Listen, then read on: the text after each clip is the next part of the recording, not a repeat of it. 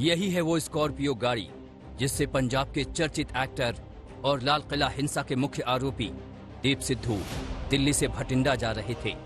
लेकिन दीप सिद्धू अपनी मंजिल पर पहुंच पाते इससे पहले ही कुंडली मानेसर पलवल एक्सप्रेसवे पर दीप की कार सड़क किनारे खड़े इसी ट्रक से टकरा गई और अस्पताल पहुंचने से पहले ही उनकी जान चली गई।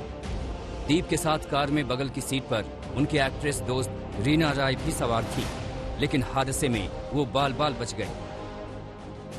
अभी तक हमारी इन्वेस्टिगेशन में आया है कि ये रोड साइड एक्सीडेंट का केस है और हम उसी की जो धाराएं हैं उनमें अपनी एफआईआर रजिस्टर कर रहे हैं और बाकी सुबह पोस्टमार्टम होगा और आगे की जो भी कार्रवाई है वो हम करेंगे। स्कॉर्पियो की हालत देखिए, आपको अंदाजा हो जाएगा कि हादसा कितना भीषण था।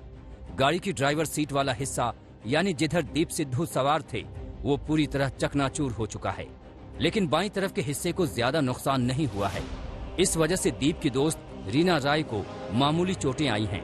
कार की टक्कर कितनी भयानक थी उसका अंदाजा ट्रक के इस हिस्से को देखकर लगा सकते हैं। जिधर स्कॉर्पियो की टक्कर हुई, हादसे के बाद से ट्रक के ड्राइवर का कोई अता पता नहीं है। स्कॉर्पियो का जो दाहिना हिस्सा है वो यहाँ की तरफ आया, स्कॉर्पियो का दाहिना हिस्सा यहाँ आया और अंदर की तरफ घुसती चली गई स्कॉर्पियो। यही वजह है, हमने जैसे दिखाया था स्कॉर्पियो का जो ड्राइविंग साइड है उसकी हालत बेहद खराब है, यानी 100% डैमेज है, उसमें एयर बैग्स तक निकले हुए। दीप सिद्धू पंजाब के अमरगढ़ से अकाली दल के उम्मीदवार सिमरनजीत सिंह मान के लिए प्रचार कर रहे थे। 13 फरवरी को वो ओटीटी के किसी प्रोग्राम के सिलसिले में गुरुग्राम आए हुए थे। आज उन्हें भटिंडा में राजनीतिक कार्यक्रम में हिस्सा लेना था। इसी सिलसिले में वो अपनी एनआरआई दोस्त रीना के साथ खुद ही ड्राइव करते हुए भटिंडा जा रहे थे, लेकिन रात के करीब 8 से 8:30 बजे के बीच ये जानलेवा हादसा हो गया। हादसे की खबर लगते ही स्थानीय पुलिस एक्शन में आई। रात के करीब 9 बजे जब दीप और रीना को अस्पताल लाया गया तो डॉक्टरों ने दीप को ब्रॉड डेड घोषित कर दिया।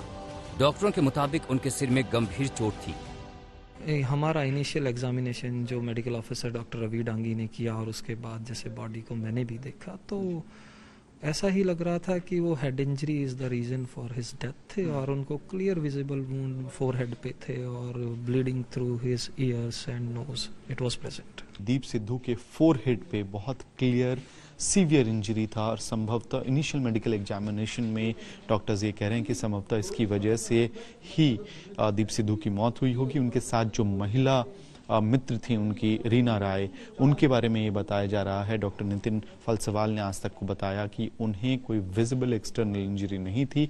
हालांकि उनको फर्दर मेडिकल एग्जामिनेशन के लिए रिकमेंड किया गया है।